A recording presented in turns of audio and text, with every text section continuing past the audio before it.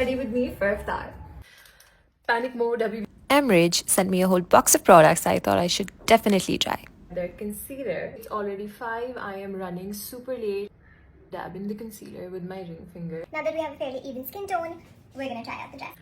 Liquid foundation. Doesn't look like my shade, but let's go with it. To mix a little concealer. Looks nice. We fixed the foundation situation. Eyeshadow pigment that they send in gold. Dabbing on the eyes and whoa. So they claim that this is blendable and crease free. So they send their matte finish compact powder. Lightly gonna set the makeup. Okay, fun update. Iftari time ho gaya tha, so I had to go downstairs to meet everybody. There was a dawat at my place. I'm going to be using subtle ammunition. I didn't even have iftari, just had khajur, came upstairs to do this, met everybody. It's okay. It's okay. It's okay. Their blush. थोड़ा सा मैंने लगा भी लिया था उससे जाने से पहले. For that peachy glow, selfie ready lipstick in this shade. It's very lightweight. My favorite inks. And this gorgeous dupatta.